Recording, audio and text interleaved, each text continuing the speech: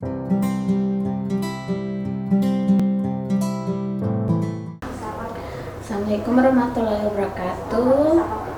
Salam sejahtera bagi kita semua. Perkenalkan, nama saya Vicky Wati Ismiasa. Kali ini kita akan membahas tentang mata kuliah fisiologi. Ya. Dalam mata kuliah fisiologi, hal yang paling mendasar adalah kita harus mempelajari tentang homeostasis. Ya. Homeostasis ini asal katanya dari homeo, artinya sama, dan stasis itu diam, dimana sel tubuh kita dalam keadaan diam itu harus dalam level atau parameter fisiologis yang sama. Jadi dia harus dalam keadaan tidak panas, tidak dingin, tidak basah, tidak kering, dan tidak segala macam hal yang menyangkut tidak berlebihan dan tidak kekurangan. Nah, sedangkan dalam keadaan tidak statis atau dinamis, nah itu dinamakan dengan dynamic equilibrium, di mana dalam fase tubuh itu dinamis, maka tubuh juga harus dalam keadaan sama. Kali ini saya akan menjelaskan bagaimana sel tubuh dapat berkaitan dengan bagaimana tubuh atau sel itu tetap sama, ya. Baik, kali ini kita akan membahas tentang homeostasis pada sel, ya, di mana di dalam sel itu terjadi yang namanya proses biokimia atau yang dikenal dengan biokimia reaksi biokimia, ya, di mana dalam reaksi biokimia itu ada yang namanya zat itu biasanya akan berubah menjadi zat A, misalnya berubah menjadi zat E. Nah, perubahan dari zat A ke zat B ini dibantu oleh yang namanya enzim. Nah, enzim ini merupakan kompleks struktur protein, ya, fungsinya untuk katalis. Jadi katalis itu adalah senyawa yang mempercepat proses reaksi tanpa habis reaksi. Jadi itu dalam suatu reaksi kimia organik. Ya. Kemudian di dalam enzim, ya, proses enzim ini harus yang namanya pH, ya. Jadi pH-nya itu harus stabil, ya, tidak berubah. Jadi kalau misalnya pH-nya itu berubah, maka dia akan berhenti untuk membuat performa biokimianya tersebut, ya, fungsi dari biokimia tersebut. Jadi yang tidak ada yang namanya katalis antara zat A ke zat B. Jadi tidak ada juga proses biokimia sehingga tidak terjadi fisiologis terhadap sel dan tidak terjadi kehidupan. Ya. Kemudian enzim pun juga dipengaruhi oleh suhu. Ya. Suhu juga harus pada temperatur yang baik, ya. Tidak panas dan juga tidak dingin. Ya. Kemudian di dalam proses biokimia juga dibantu yang namanya dengan mitokondria. Mungkin teman-teman pernah melihat gambar seperti ini, ya. Nah, ini gambar mitokondria. Jadi mitokondria ini merupakan sel yang membentuk energi. Nah, proses dari mitokondria ini membutuhkan yang namanya nutrisi. Nutrisinya seperti glukosa. Jadi glukosa ya tidak boleh terlalu berlebihan ya. Kalau berlebihan namanya hiperglikemik. Sedangkan kalau kurang ya, glukosanya kurang dinamakan hipoglikemik. Jadi tidak boleh berlebihan glukosanya dan juga tidak boleh kurang glukosanya. Jadi proses pembentukan glukosa juga dibantu oleh oksigen. Nah, oksigen ini didapat dari darah. Ya. Nah, ini misalnya pembuluh darah. Ini pembuluh darah. Nah, pembuluh darah ini membawa darah yang kaya akan oksigen. Nah, kaya akan oksigen sehingga dia berproses terhadap glukosa menghasilkan pada mitokondria menghasilkan energi.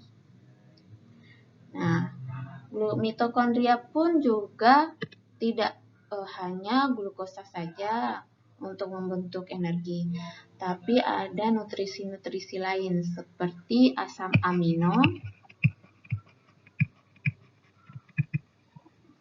ada lemak atau fat, ada vitamin, ada mineral.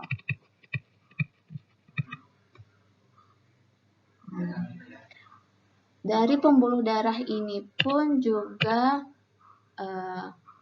dipengaruhi oleh yang namanya tekanan darah. Jadi tekanan darah itu juga tidak boleh terlalu berlebihan, dinamakan hipertensi, tetapi dan juga tidak boleh terlalu rendah atau hipotensi, di mana tekanan darah itu membantu memfasilitasi darah yang kaya akan oksigen ke jaringan. Jadi perlu yang namanya jumlah dari material dan tekanan yang baik, ya, sehingga terjadinya homeostasis. Yang kalau terjadi homeostasis maka akan memfasilitasi proses terjadinya biokimia, dan dalam biokimia itu maka akan terjadinya yang namanya kehidupan. Kemudian selain tekanan darah juga ada juga yang namanya sel ini dipengaruhi oleh hormon endokrin. Ya. Hormon endokrin ini berfungsi untuk mengontrol biokimia, aktivitas biokimia di dalam banyak sel dalam tubuh kita. Nah, kemudian juga ada yang namanya air, kemudian sodium, kemudian potasium, dan klorit. Nah, ini merupakan mineral ya untuk proses pembentukan elektrolit. Jadi kalau H2O itu tidak boleh terlalu banyak ya. Kalau air terlalu banyak maka akan terjadinya misalnya di sini ya, akan terjadinya diffuse atau air yang banyak, air masuk ke dalam sel. Nah, kemudian sel tersebut akan membesar. Jadi ini pun H2O terlalu banyak juga nggak boleh. Tetapi jika H2O-nya itu terlalu sedikit itu pun juga tidak boleh. Nah, ketika itu terjadi yang namanya osmosis.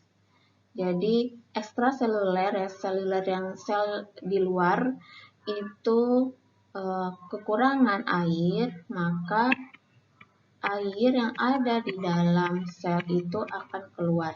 Terjadinya proses osmosis. Nah, kemudian yang terjadi adalah sel itu kekurangan air atau dehidrasi. Ya. Jadi ini air, kalau air akan keluar. Kalau ini selnya ya, selnya yang membesar.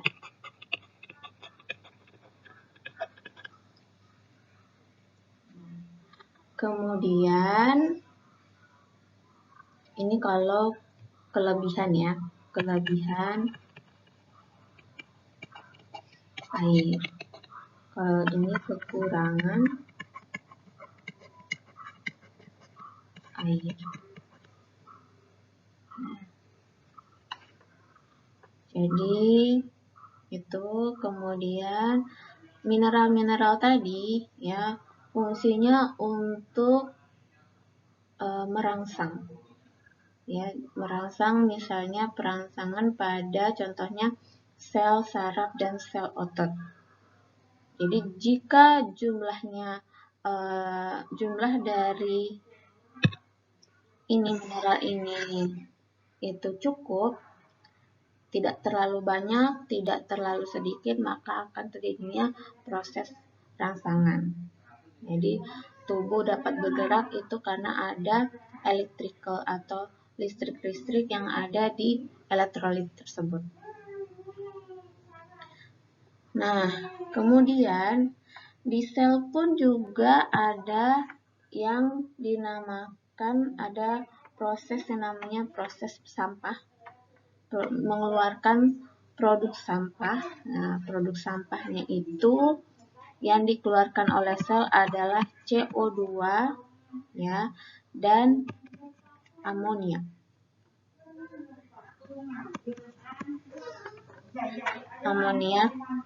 Nah, ini proses-proses racun dalam tubuh kita ya, yang harus dikeluarkan dalam sel.